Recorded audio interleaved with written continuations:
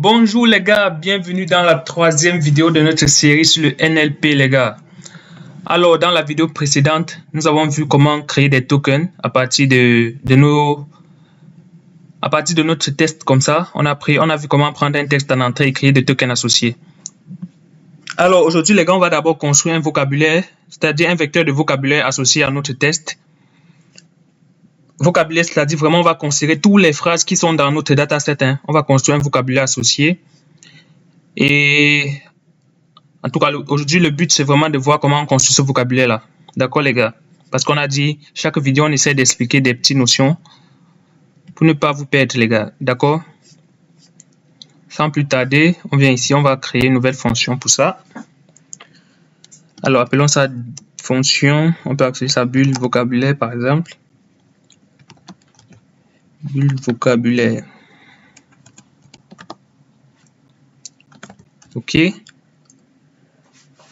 Alors, on va dire qu'il prend en entrée tout notre document. Donc, il va prendre en entrée tout ça, tous ces éléments-là. On va appeler ça document, par exemple, ou doc. OK. Il va aussi prendre en entrée, par exemple, on va appeler ça max feature. Parce que vous-même, vous voyez que si on veut construire un vocabulaire avec tous ces tests, ça serait un vecteur très énorme.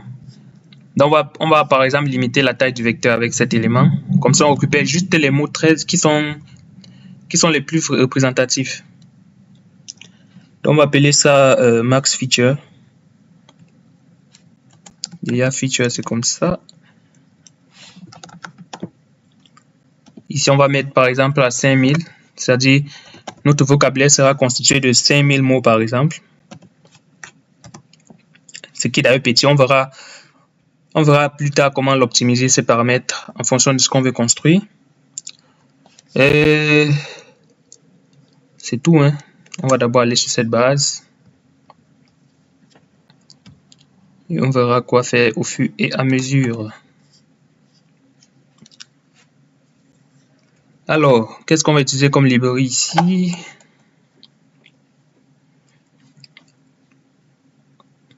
Bon, on va utiliser une librairie très importante qui nous permet qui nous facilite la vie, qui s'appelle collection. On va faire import. On va plutôt faire from collection. Comme ça, on importe juste ce qu'on a besoin.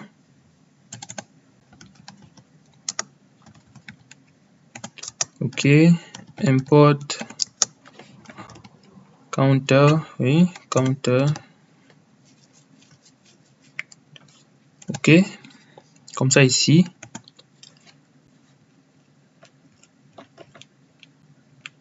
Counter nous facilite la vie quand on veut compter des occurrences, les gars.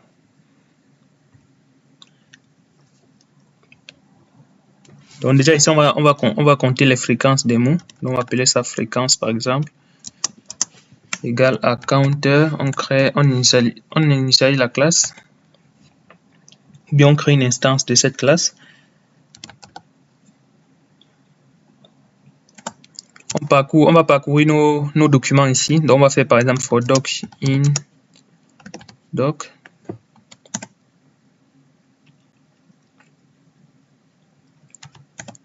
Alors, for doc in doc, c'est-à-dire on peut mettre notre document ici en bas. Alors, pour mettre ça ici, on va faire comment? Code, on fait data. Voilà. Nos documents, c'est la colonne des textes là. Donc, on parcourt chaque ligne. OK. Qu'est-ce qu'on fait? On récupère la première ligne. On crée des tokens. D'accord. Donc, on va faire token.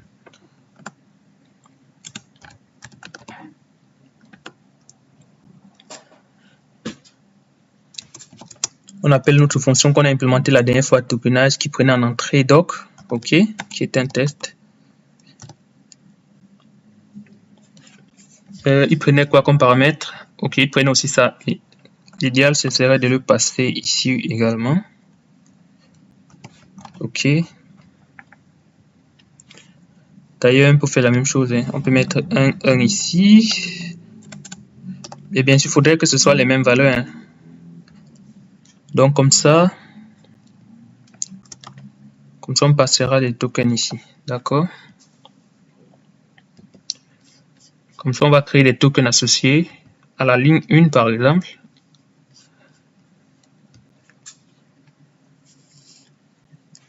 Et après avoir créé les tokens associés à cette ligne, on va compter la fréquence des mots qui apparaissent à l'intérieur. Donc, on va compter ici. Donc, on peut faire fréquence.update. On lui passe token. Ce qui est génial avec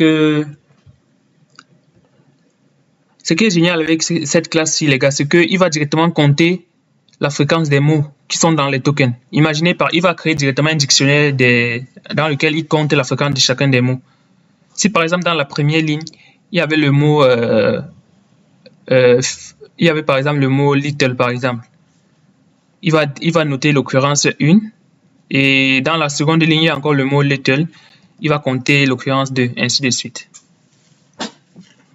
D'accord? Qu'est-ce qu'on peut faire pour vous montrer ce que ça fait exactement? Ok, bon, on va faire un exemple ici. Ici, on va print. Parce que c'est très important de vous comprendre ce que fait cette classe. On va printer ça et on va faire bulle vocabulaire. Alors, pour faire simple, on va juste lui passer un texte ici. On va passer ce texte.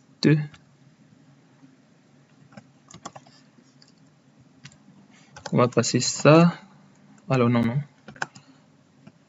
On va passer ça. On va passer ça. On va passer ça. D'accord, on exécute. Alors, il dit name bulle vocabulaire is not defined. Ah oui, parce qu'on n'a pas exécuté ce code. Voilà. Vous voyez, les gars, vu que j'ai dupliqué j'ai créé une liste constituée de la même phrase. Et vous voyez que ça compte l'occurrence de chacun des mots. Ça me dit par exemple que le mot i, il apparaît 3 fois, ce qui est juste, et ainsi de suite. Si ici, par exemple, j'enlève le i, vous voyez qu'il va me dire 2 fois. Vous voyez, le mot i apparaît 2 fois. Donc, c'est ce que fait exactement le counter. Et quand vous appelez les update, la méthode update, il va faire ça exactement. Et c'est ce qu'on veut faire. On veut construire le vocabulaire associé à notre document. Alors, comme ça, on va parcourir tout le document et on update à chaque fois. Dès qu'on finit cela, qu'est-ce qu'on peut faire? On peut créer notre vocabulaire. On va appeler ça vocab. Vocabulaire ou bien vocab. Sachez que notre vocabulaire, en fait, on veut créer un dictionnaire constitué des mots les plus fréquents. D'accord, les gars? Et ce qui est génial, c'est que dès le départ, on avait supprimé les mots qui sont souvent très fréquents et qui ne sont pas utiles. D'accord? Donc là, ce qu'on veut faire maintenant, on va juste récupérer les 5000.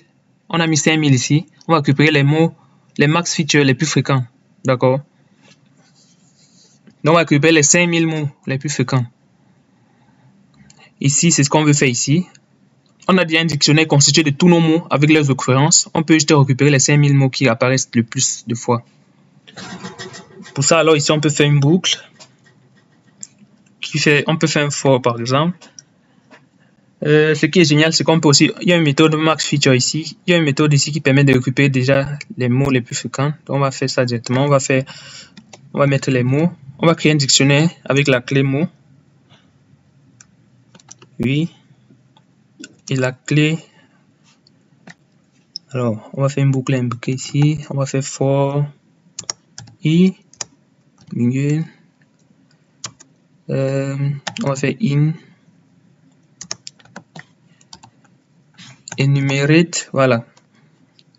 Et ici, on passe directement fréquence ou bien frec. Point. Il y a most frequent. Most. Alors, est-ce que c'est most frequent? Most. Non, c'est most common, je pense. Most common. Et on lui passe 5000. C'est-à-dire, il va récupérer les 5000 mots les plus fréquents dans notre counter.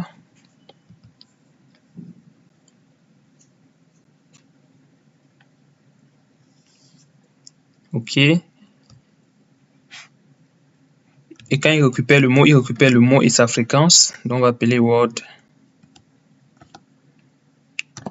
Comme on n'a pas besoin de la fréquence du mot, on met juste cette barre. OK. Et ici, on met i. OK. Comme ça, on est sur la clé de notre dictionnaire sera constituée du mot qui est dans cette liste ou bien dans ce dictionnaire. Et la valeur. Et ici, on va juste énumérer. Enfin, en fait, on va juste mettre le chiffre ici, l'indice qui correspond à la clé ou bien au numéro de ce mot. D'accord? C'est-à-dire le mot, le dernier mot aura le numéro 5000. Vous voyez?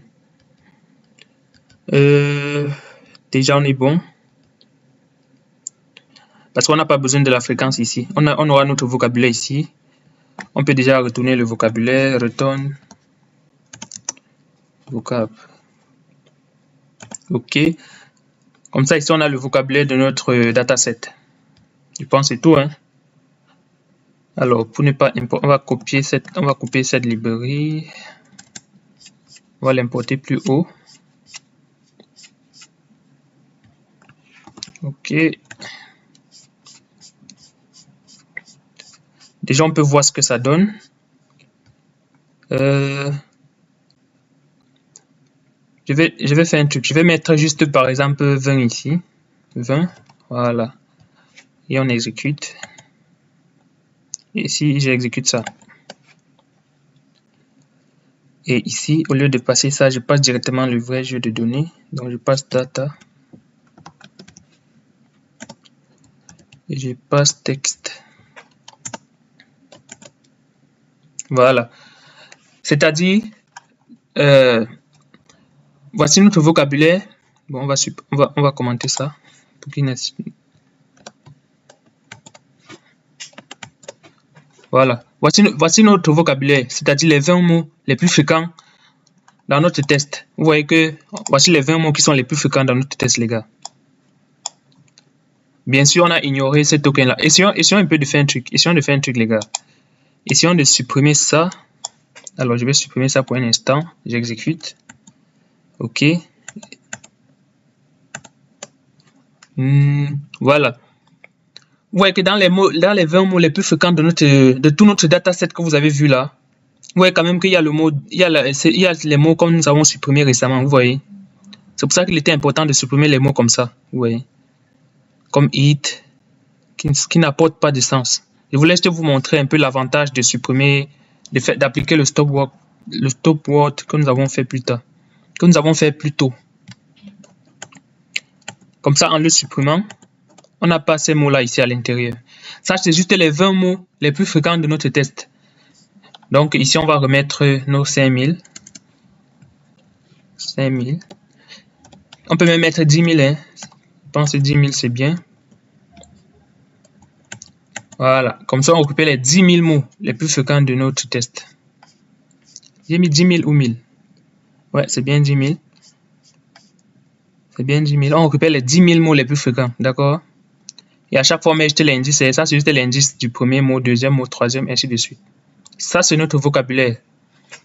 Alors, on va arrêter là aujourd'hui comme ça pour cette vidéo. On a vu cette fonction, c'est déjà assez bien. J'espère que vous avez bien compris ce que fait cette fonction. Construire juste un vocabulaire, un dictionnaire à partir de notre dataset. D'accord, les gars? En tout cas, au fur et à mesure, vous verrez à quoi va servir ce vocabulaire. D'accord? Et d'ici là, les gars, n'hésitez pas à vous abonner, partager la chaîne autour de vous et de liker, les gars. Surtout de liker car ça soutient la chaîne et ça m'aide beaucoup, les gars. Donc, les gars, à très bientôt. Ciao, ciao.